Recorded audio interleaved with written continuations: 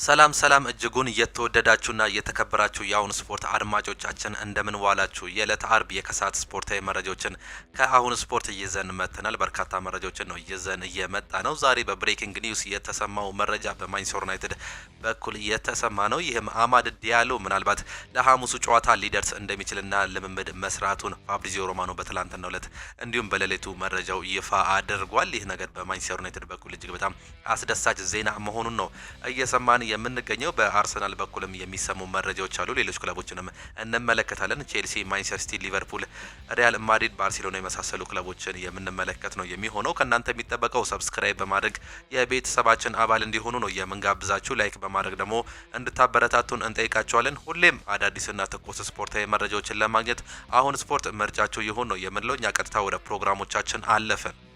እስቲቫኦ ሀሳቡን ሰጥቶ ነበር። ሰዎች ለምን ቼልሲን እንደመረጥን እየጠየቁኝ ነው። ነገር ግን ቼልሲ ምን ያህል እንደሚፈልገኝና በአቅሜ ላይ ምን ያህል እምነት እንዳላቸው አይገነዘቡም። እነዚያ ሰዎች ቼልሲ ስላቀረቡልን ፕሮጀክት አያውቁም። ለወጣቱ ተጫዋቾች እነዚህ ነገሮች በጣም አስፈላጊ ናቸው። ወደ ለንደን ለመሄድ ትክክለኛ ውሳኔ እንደሆነ አውቃለሁ ሲል በትላንትናው ዕለት ሀሳቡንም ሰጥቷል።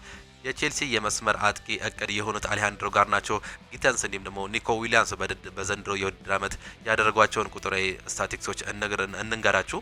ጄሚ ጊተንስ በቡንደስሊጋው 28 ጨዋታዎች አድርጎ 8 ጎሎችን እንዲሁም ደግሞ 3 አሲስቶችን ማድረግ ችሏል። ስፔናዊው ኒኮ ዊሊያምስ በላሊጋው 28 ጨዋታዎችን በተመሳሳይ እያደረገ ሲሆን 5 ጎልና 5 አሲስት እያደረገ ተጫዋች ነው። በአሁኑ ሰዓት ላይ በማንቸስተር ዩናይትድ እየተጫወተ የሚገኘው አሌሃንድሮ ጋርናቾ 32 ጨዋታዎችን አድርጎ 5 ጎልና 1 አሲስት ማድረግ ችሏል። እነዚህን ሶስቱ ተጫዋቾች በአሁኑ ሰዓት ላይ ቼልሲዎች እየፈለጓቸው ይገኛል። በተለይም አሌሃንድሮ ጋርናቾን የመውሰድ ከፍተኛ ፍላጎት አላቸው። ኒኮ ዊሊያምስ በበርካቶች ይፈልጋል። ከዚህ ቀደም ባርሴሎና ይፈልገው ነበር። ነገር ግን በፋይናንሻል ፌል ፕሌይ ሕግ ምክንያት ይህን ተጫዋች መተው ነው እየተገለጸ የሚገኘው። በአሁኑ ሰዓት ላይ ግን እና አርሰናልን ጨምሮ በርካታ ክለቦች የሚፈልጉት ተጫዋች ነው። ቼልሲንም ይጨምራል። አርሰናሎች ይህንን የሚያሳኩ ከሆነ ምናልባት አሌሃንድሮ ጋርናቾ ወደ ቼልሲ የሚሄድ እድል ሊኖረው እንደሚችልም ነው እየተገለጸ የሚገኘው።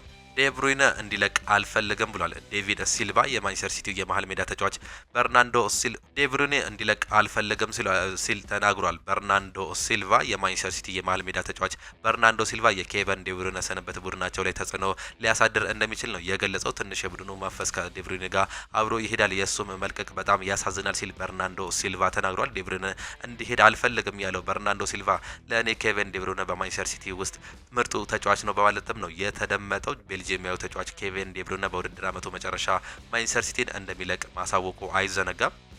አንዳንድ የሳውዲ ክለቦች ካሜሩናዊውን የማንቸስተር ዩናይትድ ግብ ጠባቂ አንድሬ ኦናናን ለማስፈረም ፍላጎት አሳይተዋል። ሆኖም ማንቸስተር ዩናይትድ ግብ ጠባቂውን የሚለቁ ከሆነ የዝውውር ሂሳብ ከቀረበላቸው ብቻ መሆኑን ፋብሪዚዮ ሮማኖ አረጋግጧል።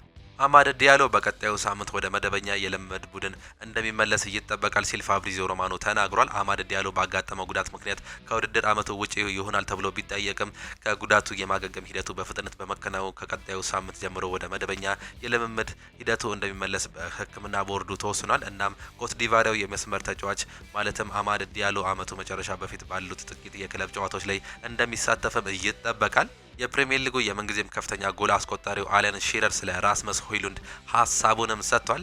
እኔ እንደተሰበረ ተጫዋች ነው የምመለከተው። እሱ ለሁሉም ነገር ዝግጁ አይደለም ብዬ አስባለሁ። እንደ ማንቸስተር ዩናይትድ ያለ ክለብ ጥሩ መሪ መሆን አልቻለም ሲል ነው የተናገረው። በፕሪሚየር ሊግ 3 ጎሎች ያስቆጠረ ሲሆን እንዲሁም በዚህ ሰዓት ገና መውጣት የማይፈልግ ተጫዋች እንደሆነ አይቻለሁ። አንዳንድ ሰከንዶች ቀደም ብሎ አንድ ነገር ይደረጋል፣ ከዛ ደግሞ ከሰከንዶች በኋላ የሆነ ነገር እያደርጋል ብሎ ተግባሮችን ግን የሚመለከቱ በተሳሳተ ዜና እንዲሁም ደግሞ ቦታ ነው። በራስ የመተማመን ችግር እያሰቃየው እንደሆነ ምንም ጥርጥር የለውም። ክለቡ በጣም አስቸጋሪ ሁኔታ ውስጥ አስገብቶታል። እሱ ጎበዝ የእግር ኳስ ተጫዋች አይደለም። ቡድኑን ለመርዳትም ደግሞ በጣም ጎበዝ መሆን ይበረታታል ይኖርበታልም ሲል ሀሳቡንም ሰጥቷል አለን ሺረር።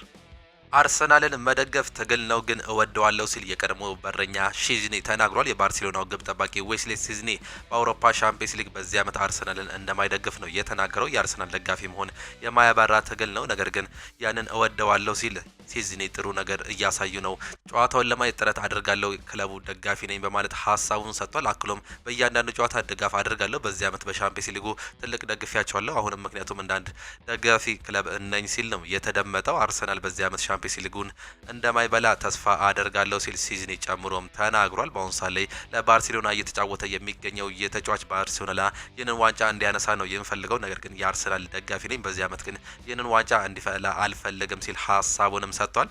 አርሰናል ለቶማስ ፓርቴ አዲስ ከዚህ ቀደም ከነበረው የደሞዝ መዋቅር የተሻለ አዲስ ኮንትራት ለማቅረብም ተዘጋጅቷል። ቶማስ ያሉትን ሁሉንም አማራጮች እየተመለከተ ነው። አርሰናል እሱን ለማቆየት እጅጉንም ፈልጓል ሲል ፋብሪዚዮ ሮማኖም ያረጋገጠው ጉዳይ ነው። ጋሪ ኔቭል አርሰናል ሻምፒየንስ ሊጉን ለአርቴታ ሲሉ እንዲያሸንፉ እፈልጋለሁ ሲል የቀድሞ የማንቸስተር ዩናይትድ ተጫዋች ሀሳቡን ሰጥቷል። በዚህ ዓመት ሻምፒየንስ ሊጉ አርሰናል የሚበላው ይመስላል ተብሎ ለተጠየቀው ጋሪ ኔቭል ተከታዩን ምላሽ ሰጥቷል። አርሰናል ዋንጫውን ቢበላም አይከፋኝም፣ ጨዋታዎችን እንዲያሳካ እፈልጋለሁ ብሎ ሀሳቡንም ሰጥቷል። የሻምፒየንስ ሊጉ ዋንጫ አርቴታ ይገባዋል እና ቡድኑ ለአርቴታ ሲል ዋንጫውን ቢበላ ደስ ይለኛል ሲል ስለ ዋንጫው ተናግሯል። ሶል ካምቤል የመጀመሪያ ፊርማ የፊት አጥቂ መሆን አለበት ሲል ተናግሯል። የቀድሞ የአርሰናል ተጫዋች የነበረው ሶል ካምቤል በአርሰናል ቤት የክረምት ዝውውር ተከታዩን ሀሳቡንም ሰጥቷል። አርሰናል መጀመሪያ ማስፈረም ያለበት የፊት አጥቂ ነው። ትልቅ ጉድለት ያለበት እዛ ቦታ ላይ ነው የሚመስለኝ። ዲክላን ራይስ ወደ አርሰናል ከመጣ በኋላ ያሳየው ብቃት እጅግ በጣም ድንቅ ነው። እንደሱ አይነት አቅም ያለው የፊት አጥቂ ደግሞ ማስፈረም አለባቸው ሲል ሀሳቡንም ሰጥቷል። ካይል ወከር ቡካዮ ሳካ አስደናቂ ተጫዋች ነው ሲል ሀሳቡንም ሰጥቷል። ቡካዮ ሳካ ድንቅ የመስመር ተጫዋች ነው። ይህንን ቁጥሮች ራሱ የሚነግርለት ይመስለኛል። እሱ ከሚያደርጋቸው ነገሮች በጣም አድራቂ ነኝ ሲል ሀሳቡንም ሰጥቷል። ብዙ ድንቅ ተጫዋቾች ባሉበት የእንግሊዝ ፕሪሚየር ሊግ እንደዛ መጫወቱ ስትመለከት እሱ ኮፍያን ዝቅ በማድረግ ታከብረዋለ ሲል ነው የተናገረው። ከቀዶ ጥገና ተመልሶ በ7 ደቂቃ ውስጥ ጎል ማግባት ማለት ትልቅ ነገር ነው። ይህም ማድረግ አይመስለኝም። ይህ ነገር እኔ ጋር ቢሆን ኖሮ የሚቻል አይመስለኝም። እሱ ግን አድርጎታል። አብዛኛው ተጫዋቾች ከጉዳት መልስ አቋማቸውን ያጣሉ። ሳካ ግን እሱ ጋር የለም። እሱ በተቻለው አቅም ቡድንን እየረዳም ይገኛል ሲል በአሁኑ ሰዓት ለኤሲ ሚላን የሚገኘው ካይል ወከር ተናግሯል። ትሮዛርድ እንደ ባለፈው አይነት ድጋፍ እንፈልጋለን ሲል ስለ ቻምፒየንስ ሊጉ ሀሳቡን ሰጥቷል። አርሰናል የፊት መስመር ተጫዋች የሆነው ትሮዛርድ ከፒኤስጂ ጨዋታ በፊት ተጠይቆ ምላሹን ሰጥቷል። እነዚህ ያለነው ጨዋታዎችን ሁላችንም ዝግጁ ነን፣ በዚህ በቂ የእረፍት ጊዜ አለ፣ ለሻምፒየንስ ሊጉ ጨዋታዎች ዝግጁ ነን ሲል ሀሳቡን እየሰጠ ሲሆን ደጋፊዎች በሻምፒየንስ ሊጉ በኤምሬትስ ያሳዩትን የባለፈውን ድጋፍ በአሁኑም እንዲቀጥል ምኞቴ ነው። እነሱ የኛ ብርታት ናቸው። ደጋፊዎቻችንን ያን ያህል ማድረግ ከቻሉ እኛም የዛን መሸጥ አስደናቂ ጨዋታ የምናደርግበት ምክንያት የለም ሲል ሀሳቡንም ሰጥቷል። በዚህ ጨዋታ ላይ ራሳችንን ማሳየት አለብን፣ ደጋፊዎችንም አብራቸው ሊቆሙ ይገባል ሲል ነው የተናገረው። አንድሪያ ቤርታ እንዲሁም ደግሞ አሰልጣኝ ሚኬል አርቴታ የፓርቲን ኮንትራት ለማደስ ሙሉ በሙሉ ተስማምተዋል። አርሰናል ለመደራደር ፍላጎት ያለው ሲሆን ተጫዋቹ ሌሎችም አማራጮች እንዳሉት ፋብሪዚዮ ሮማኖ መናገርም ችሏል።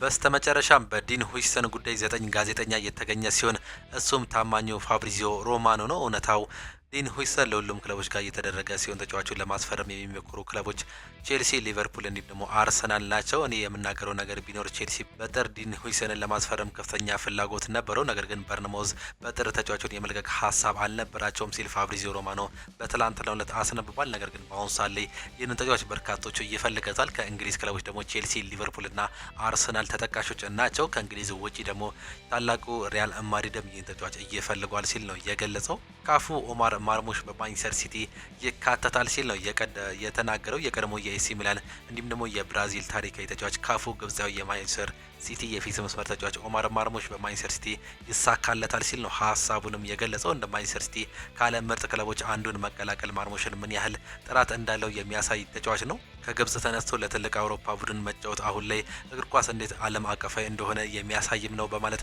ሀሳቡንም ሰጥቷል። የማርሙሽ እድገት እንዲሁም ደግሞ የእግር ኳስ ጉዞ ድንቅ ነው። ፍጥነቱ፣ የራስ ታድነቱ እንዲሁም የኳስ ጥበቡ በእግር ኳስ በፕሪሚየር ሊጉ ለመጫወት የሚያበቃው ነው ሲል ነው የተናገረው። ካፉ አክሎም በማንቸስተር ሲቲ ትዕይንት በሁሉም ነገር የተሟላ ክለብ ውስጥ እሱን ማግኘት የተሟላ ክለብ ውስጥ እሱን ይካተታል። ለግብፃዊ ትልቅ ደስታ ይዞለትም ይመጣል ሲል የዓለም ዋንጫ አሸናፊው ካፉም ተናግሯል። ማንቸስተር ሲቲ በጀርመን የኮከብ ፍሎሪያን ዊርትዝ ጉዳይ መሻሻል ማሳየቱንም እየተገለጸ የሚገኘው አሰልጣኝ ፔፕ ጋርዲዮላ ከኬቨን ዴብሬን ትክክለኛ ተተኪ ይሆናል ብለው የሚያምኑት ፍሎሪያን ዊርትዝ ክለቡ እሱን ለማስፈረም ባደረጉት ጥረት እንዲሁም በሚሰጡት ትልቅ ቦታ በጣምም ተደንቋል። በግል ደረጃ የተለያዩ ስምምነቶች መፈጸማቸው ይህ የዝውውር መሳካቱን እድል ከፍ እያደርገዋልም ሲል ከጀርመን የወጡ መረጃዎች ያሳያሉ።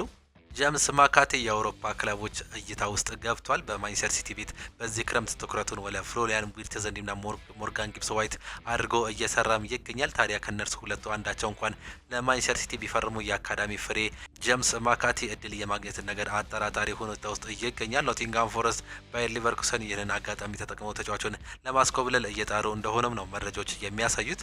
ሊቨርፑል ፕሪሚየር ሊጉን በማሸነፍ 177 ሚሊዮን ፓውንድ ሊያገኝም ይችላል። የተረጋገጠ ክፍያ 95 ሚሊዮን ፓውንድ በአሁኑ ሰዓት ላይ ያገኛል። ይህም ለሁሉም ለ20 ክለቦች የሚከፈል ማለት ነው። ሁሉም 95 ሚሊዮን ፓውንድ ለመወዳደራቸው ብቻ የሚከፈል ሲሆን የአሸናፊው ቦነስ 56.4 ሚሊዮን ፓውንድ ነው። የቲቪ መፍቶች 25.2 ሚሊዮን ፓውንድ ይደርሳሉ ተብሎ ይጠበቃል። የዓለም አቀፍ የቲቪ ሽያጮች ደግሞ 8.1 ሚሊዮን ፓውንድ ሊደርስ እንደሚችል ነው እየተገለጸ የሚገኘው። ይህ ሁሉ በአንድ ላይ ሊቨርፑል 177 ሚሊዮን ፓውንድ ሊቀበል እንደሚችል መረጃዎችም ያሳያሉ።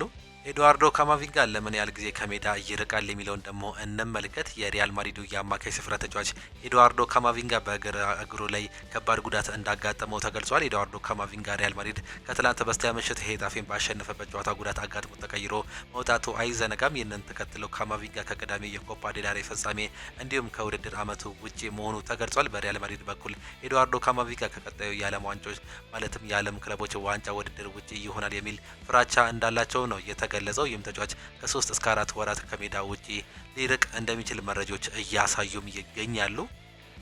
አሌሃንድሮ ጋርናቾ ማንቸስተር ዩናይትድን በዚህ ክረምት መልቀቅ በጣም የሚቻል ነው ሲል ዴቪድ ኦርነስቲን ገልጾታል። ማንቸስተር ዩናይትድ ሩበን አሞሪም ኤሪክ ቴን ሃግን በአሰልጣኝነት በመተካት ባሳዩት አስከፊ የውድድር ዘመን 14ኛ ደረጃ ላይ ተቀምጧል። ነገር ግን ደካማ አፈጻጸማቸው እንዲሁም ደግሞ ውጤታቸው በፖርቹጋላዊ አለቃ ተቆጥቷል። ቀዮቹ ሰይጣኖች ከአትሌቲኮ ክለብ ጋር የግማሽ ፍጻሜ ውድድር ለማድረግ በሚቀጥለው የውድድር ዘመን የዋንጫ እንዲሁም ደግሞ የሻምፒየንስ ሊግ እግር ኳስ ተስፋ አሁንም አለ። በአውሮፓ ትርኢት ውስጥ አንድ ንግግር የሚደረገው ለአንዳንድ ምልክቶች እንዲሁም ደግሞ በውስጡ ለሚገኙት ገንዘብ ምስጋና ይገባው ቡድኑ እንደገና እንዲገነቡ ሊደረግለትም ይችላል። አሞሪም በህዳር ወር ላይ ፍልስፍናውን እንዲሁም ስርዓቱን ተግባራዊ ለማድረግ ሲታገል የራሱን ማህተም በቡድኑ ውስጥ ለማስቀመጥ ይፈልጋል። የወልበሱ ማቲያስ ኩኛ እንዲሁም ደግሞ ሊያም ዴላፕ በአጀንዳው ላይ ከፍተኛ ናቸው። ነገር ግን ጉልህ የሆነ የቡድን ማሻሻያ በተጫዋቾች ሽያጭ ለማምጣት ገንዘብ ያስፈልጓል። እናም አሌሃንድሮ ጋርናቾ በኦልድ ትራፎርድ መጽሐፍ ላይ ካሉት በጣም ጠቃሚ ተጫዋቾች አንዱ ሆኖ በአሞሪም ስር እየታገለ ባለው በዚህ ክረምት እንደሚለቅ ብዙ ወሬዎች አሉ። ቼልሲዎች በክረምት እንዲሁም ደግሞ በጥር ወደ አርጀንቲናው ፍላጎት በማሳወር ወደ ማንቸስተር ዩናይትድ ቀርበው ነበር። ናፖሊን በክንፍ አጥቂው ላይ ፍላጎት በስፋት ታስተውሎም ነበር። ከዚህ ቀደም ዩናይትዶች ለ20 ዓመቱ ቢያንስ 70 ሚሊዮን ፓውንድ ይፈልጋል ተብሎ ነገር ግን በዚህ የውድድር መጨረሻ የወጣ ግን እስከ 34 ሚሊዮን ፓውንድ ሊለቁት እንደሚችሉ ነው እየተጠቀመ የሚገኘው። ያ ዋጋ ለሌሎች የአውሮፓ ክለቦች እንዲሁም የቼልሲ እንዲሁም ደግሞ የናፖሊ ቀልብ የሚስብ ዋጋ ሲሆን የውድድር ኤክስፐርት ዴቪድ ኦርነስቲን ለአትሌቲክሱ ባቀረበው ጥያቄ እንዲሁም ደግሞ መልስ መሰረት የዝውውሩ ሂደት አሁንም በካርዱ ላይ እንዳለ ገልጿል። ሌሎች ባወጣቸው አሳማኝ የሆኑ ሌሎች ተጫዋቾች እየመዘርዘር በፊት ይህንንም ሀሳብ ሰጥቷል። ጋርናቾ በዚህ ክረምት መልቀቅ ይችል እንደሆነ ሲጠይቅ ኤርኖስቲን ይህንን ሲል ተደምጧል። አዎ ይህ በጣም የሚቻል ነገር እንደሆነ እንረዳለን። የውሳኔ ሀሳቡ በማንቸስተር ዩናይትድ እንዲሁም ደግሞ በጋርናቾ በራሱ ተስማሚ ከሆኑ ነው። እንደሚታወቀው እንደ ማርከስ ራሽፎርድ፣ ጀደን ሳንቾ፣ አንቶኒ ታይለር ማላሲያ፣ ካርሎስ ካሴሜሮ፣ ራስመስ ሆይሉንድ ወጣቶች እንዲሁ አሳማኝ ናቸው። የክርስቲያን ኤሪክሰን እና ቪክተር ሊንድሎፍ ደግሞ የደሞዙ ሂሳብ ተለይቷል። ኮቢ ማይኖ ከኦልትራፎርድ መውጣት ጋር ተያይዘው በኮንትራት ንግግሮች ላይ ባለው የደሞዝ ውዝግብ ምክንያት የተወሳሰበ ነገር ጉዳይ ነው። እንግሊዛዊ ኢንተርናሽናል በአሁኑ ሰዓት ላይ የሚያሳየው 25,000 ብቻ ሲሆን ተወካዮቹ እስከ 180,000 ፓውንድ እንዲከፈለው ይፈልጋሉ። ያ የኮንትራት ሁኔታ ቢሆንም ኦርነስቲን በክለቡ እንደሚቆይ አዎንታዊ ስሜት እንዳለ ተናግሯል። ኦርነስቲን አክሎም ከሱ ጋር የውል ስምምነት ቢኖርም ማስተካከል ያለበት ነገሮች ቢኖርም ኮቢ ማይኖ እንደማይለቅ የሚያሳዩ ስሜቶች እያደገ ይገኛል ሲል ነው ሀሳቡንም መስጠት እየቻለው። በዚህም የተነሳ ምናልባትም አሌሃንድሮ ጋርናቾ ወደ ናፖሊ አሊያም ደግሞ ወደ ቼልሲ በ34 ሚሊዮን ፓውንድ ድረስ የሚሆድ እድል መስፋቱን ነው በዚህ ሰዓት መረጃዎች የሚያሳዩት። ክሪስቲያን ፎልክ ሌሮይ ሳኔ በክረምቱ በባየር ሙኒክ ለመቆየት ሲል ወደ አርሰናል የሚያደርገውን ዝውውር ውድቅ ለማድረግ የወሰነበት አንድ ቁልፍ ምክንያትን አብራርቷል። ክሪስቲያን ፎልክ ለኤፍሲ ባየር ኢንሳይደር ባወጣው ዘገባ መሰረት ሳኔ የአርሰናል ፍላጎት ነበር፣ ነገር ግን በምትኩ ባየር ሙኒክ አዲስ ኮንትራት ሊፈርም ነው። በዘንድሮ የውድድር ዘመን በሁሉም ውድድሮች 11 ጎሎችን እንዲሁም ደግሞ 5 አሲስቶችን ያደረገው ልምድ ያለው ጀርመናዊ ኢንተርናሽናል አዲስ ኮንትራት ካልተስማማ በዚህ ክረምት በነፃ ወኪል ይሆን ነበር። ይህ በእርግጥ ሳኔን ለአርሰናል እንዲሁም ደግሞ ሌሎች ክለቦች ፈታኝ ያደርገው ነበር። ነገር ግን የቀድሞ የማንቸስተር ሲቲ ተጫዋች በአሊያን ዛሬና ለመቆየት መመረጡ ነው የሚገለጸው።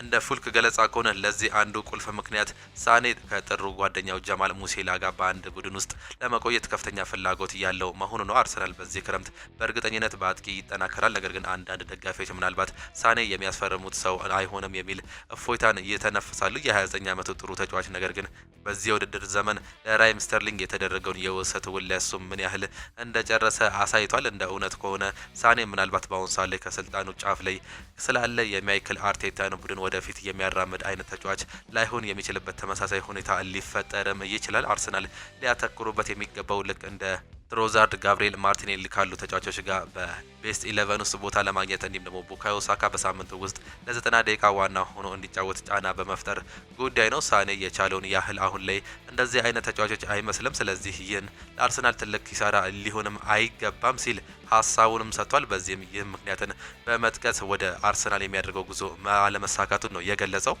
ፋብሪዚዮ ሮማኖ የአርሰናሉ ኮከብ የኮንትራት ንግግር ውድቅ ካደረጉ በኋላ ክለቡን ለመልቀቅ መወሰኑንም ተናግሯል። የዝውውር ኤክስፐርት የሆነው ፋብሪዚዮ ሮማኖ በአርሰናል እንዲሁም ደግሞ በጀርጊኒዮ መካከል ያለው የኮንትራት ንግግር ከከሸፈ በኋላ ቶማስ ፓርቴን ሊቆይ እንደሚችልም ነው የተነገረው።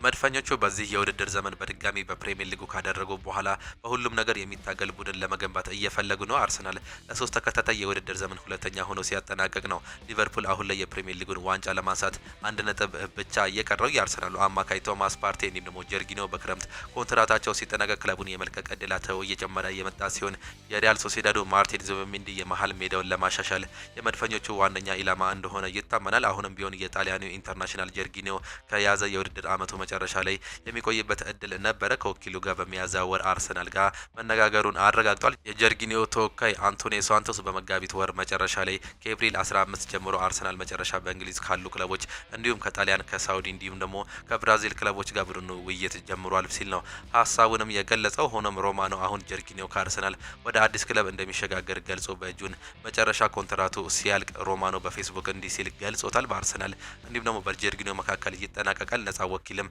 ይወጣል ሲል ነው የተናገረው። የአርሰናል የቡድን ጓደኛው ቶማስ ፓርቴ ሊቆይ ይችላል። ምንም እንኳን ዘአትሌቲክስ እንደገለጸው መድፈኞቹ የጋናን ኢንተርናሽናል ማቆየት ይፈልጋሉ ሲል ነግሮ ነበር። ዘገባው አክሎም ቶማስ ፓርቴ ለመልቀቅ ተዘጋጅቶ የነበረ ቢመስልም በሚኬል አርቴታ ቡድን ወደ ታላቅነት መመለሱ አሰልጣኙ እንዲሁም ደግሞ ክለቡ የሚያቆየው ጊዜ ለማስፈረም ፍላጎትም አሳይቷል። የጋና ኢንተርናሽናል በአርሰናል ደስተኛ ነው። በቤተሰቦቹ በለንደን መኖርም እየተደሰቱ ይገኛሉ። ለተሻሻለው የ2 ዓመት ስምምነት ወይም ደግሞ የ1 ዓመት ውል እንዲሁም ለተጨማሪ 12 ወራት የማራዘም አማራጭ ክፍት ይሆናል። የአርሰናል አለቃ ሚኬል አርቴታ በውድድር ገበያው ላይ ትልቅ የበቃ ወቅት በቅርቡ ቃል ገብቷል። እናም የመድፈኞቹ ደጋፊዎች ጥቃታቸውን ለማሳደድ የኒውካስል ዩናይትድ አሌክሳንደር አይዛክን እንደሚፈልጉ ተስፋም አድርጓል። በአመቱ መጀመሪያ ላይ በጋብሪኤል ጂሰስ እንዲሁም ደግሞ በካይ ሃቨርትስ ላይ የደረሰው የወቅቱ ማብቂያ ጉዳቶች አማካዩ ሚኬል ሜሪኖ ባለፉት 2 ወራቶች ጊዜያዊ አጥቂ ሆኖ ሲጠቀምበት የነበረው የአጥቂ አማራጭ እጦት መሆኑ አሳይቷል። ወቅቱ ከመጀመሩ በፊት አርሰናል የተሻለ የመሃል አጥቂ አማራጭ እንደሚያስፈልገው ሃቨርትስ ነገር ግን ሚኬል አርቴታ ምልመላ ቡድናቸው ጥሪ ችላ ብለውታል። የቀድሞ የአርሰናል ኮከብ ኢማኑኤል ኢቤ መድፈኞቹ ኒውካስልን ከስዊድን ኢንተርናሽናል አሌክሳንደር አይዛክ ጋር እንዲለያይ ማሳመን ከቻሉ በጣም ደስተኞች እንደሚሆኑ ነው ሀሳቡንም የገለጸው። ኢማኑኤል ኢቤ ሲናገር አርሰናል ኢዛክን ለማፈረም ከቻለ በጣም ደስተኛ እሆናለሁ። ኢዛክ ሊጉን በሚገባ ያውቃል እና እያንዳንዱን የውድድር ዓመት ጎሎችን ያስቆጥራል። አይዛክ በየሳምንቱ ያስቆጥራል። በአይዛክ በጣም ደስተኛ ነኝ ሲል ነበር ሀሳቡን የገለጸው። እሱ ትክክለኛ አጥቂ ነው። ሲጫወት ሳይው እንደ ቴሪ ሄነሪ የማስበው የሚያስቆጥርበት መንገድም እንደሱ ነው። እሱ ከጎል ፊት ለፊት ሁሌም ይወስዳል። እንደዚህ አይነት ክፍል ተጫዋቾችን እወዳለሁ። አርሰናል ገንዘብ ስላላቸው መግዛት አለባቸው ሲልም ተናግሯል። አይዛክ በአርሰናል ብቻ ነው የማየው። ኒውካስል ዩናይትድ እኔ የማመለከተው በአይዛክ ምክንያት ነው። በየሳምንቱ ጎል ያስቆጥራል። በአርሰናል የተሻለ ብቃት ያሳያል ብዬም እተማመንበታለሁ ሲል ነበር ሀሳቡን የገለጸው። ዮሐን ራይት ራሽፎርድ ወደ ፕሪሚየር ሊግ ክለብ የሚያደርገውን እንቅስቃሴ እንዲያጠናቀቅም ደግፏል። የአርሰናል ታዋቂው ዮሐን ራይት ማርከስ ራሽፎርድ በክረምት ወደ ማንቸስተር ዩናይትድ የመመለስ እድል ከሌለው በኒውካስል ወይም አደገኛ እንደሚሆንም ነው የተናገረው። ራሽፎርድ አስቶን ቪላ በውሰት የተቀላቀለው ከዚህ የውድድር ዓመት መጨረሻ ድረስ ቪላዎች በክረምት ውሉን ቋሚ ለማድረግ 40 ሚሊዮን አማራጭ እንዳላቸውም ተዘግቧል።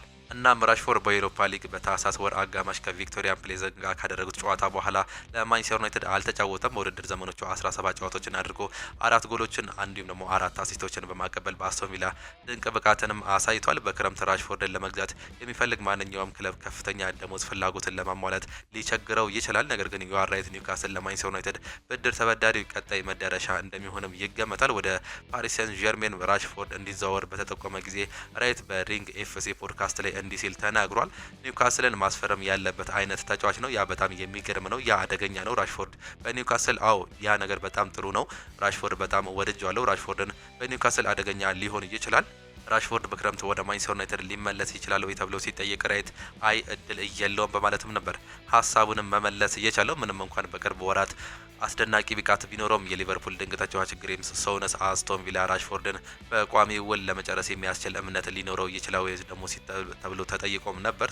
ሲናገርም አስቶን ቪላ ማርከስ ራሽፎርድን በቋሚነት ለማስፈረም አለመቻሉ ሳስበው የምጠይቀው ጥያቄ እሱን ልታምኑት ትችላላችሁ ወይ የሚለው ጥያቄ ብቻ ነው። በውሰት በነበረበት ወቅት የትኛውም ዛፍ ነቅሏል። ኡናይ ኤምሪ በቅርብ ሲያየው የበለጠ ያውቃል። በቁልፍ ተጫዋቾች ጀምሯል። ነገር ግን በቂ ሰርቷል የሚለው እጅግ በጣም አስጠያቂ ጉዳይ ነው። አስቶን ቪላ ይህንን ለማንቸስተር ዩናይትድ ትልቅ የዝውውር መስኮት ሊሆን ይችላል። 40 ሚሊዮን ፓውንድ የሚከፍሉ ከሆነ ዩናይትዶች በክረምት እንዲገዙ ከትርፍ እንዲሁም ደግሞ ከዘላቂነት ጋር ትልቅ ቦታ ይሰጣቸዋል። ስለ ቪላ ምንም አይነት ዩናይትድ መልካም ነገር ያደርጋል የሚል እምነት የለኝም። ማንቸስተር ዩናይትድ ምን ያህል ተስፋ አስቆራጭ እንደሆነ ስለሚያውቅ ዝቅተኛ ዋጋ እንዲያቀርቡላቸው ይፈልጋሉ። ቪላ በየሳምንቱ 300 ሺህ በላይ የአሰልጣኙን በር እንዲያንኳኳ ስለማይፈቅዱ ደሞዙ በጣም የተጋነነ ይሆንባቸዋል። ዩናይትድ እሱን መሸጥ እንደሚያስፈልጋቸው ያውቃሉ። እናም እሱ ለመመዘን አለባቸው። እናም ይህ ነገር እጅግ በጣም አጠያቂ ጉዳይ ነው። ይህ የማንቸስተር ዩናይትድ ልጅ ነው። የልጅነት ክለቡን መልቀቅ ነበረበት። ትልቅ ኮንትራቶችን ሰጥተውት ብዙ ጊዜ አሳጥተውታል። በዚህ ውስጥ ምን የተለየ ነገር አለ? እሱን ለመንከባከብ ኃላፊነት የሚሰማቸው ተመሳሳይ ሰዎች አሉ ወይ የሚለው ሌላኛው ጥያቄ ነው። እናም የሚፈልግ ከሆነ ወደ ማንቸስተር ዩናይትድ ለመቅረብ ሲታገል ወደ ነበረው ስሜታዊነት ወደ ነበረው ግለሰባዊነት የሚመለስ ስንት ጊዜ ሊሆን ይችልበታል? ስንት ጊዜ ሊወስድ ይችልበታል? እሱንም ለማመን ትችላለህ? ጥያቄው ይሄ ለአስቶን ቪላ እጅግ በጣም አስቸጋሪ እያደረጓል። በማንቸስተር ዩናይትድ ቤት ያልተስማማው ዋነኛው ነገር የግል ጸባዩ ጉዳይ ነው። በአሁኑ ሳሌ ጥሩ እንደተንቀሳቀሰ የሚታወቅ ጉዳይ ነው። ነገር ግን ይህን ነገር መልሶ የሚያመጣ ከሆነ በአስቶን ቪላ ቤትም እጅግ በጣም ርካሽ ሊያደርገውም ይችላል። ይህ ነገር ለአስቶን ቪላ አጠያቂ ጉዳይ ነው ሲል ነው ሀሳቡንም የሰጠው። የተወደዳችሁና የተከበራችሁ የአሁኑ ስፖርት አድማጭ ተመልካቾቻችን ለዛሬ የነበረን ስፖርታዊ መረጃዎቻችን ይህንን ይመስሉ ነበር። ፕሮግራሞቻችን እንዴት አያችኋቸው? ሀሳብ አስተያየታችሁን ኮመንት ቦክስ ላይ ልታጋሩን ትችላላችሁ። የዛሬ ፕሮግራሞቻችን ይህንን ይመስሉ ነበር። በምሽት ፕሮግራሞቻችን እንደተዝናናችሁ ተስፋ አደርጋለሁ። በጠዋት ፕሮግራሞቻችን እስከምንገናኝ ድረስ ቻው ቻው። መልካም ጊዜ፣ መልካም ምሽት ይሁንላችሁ።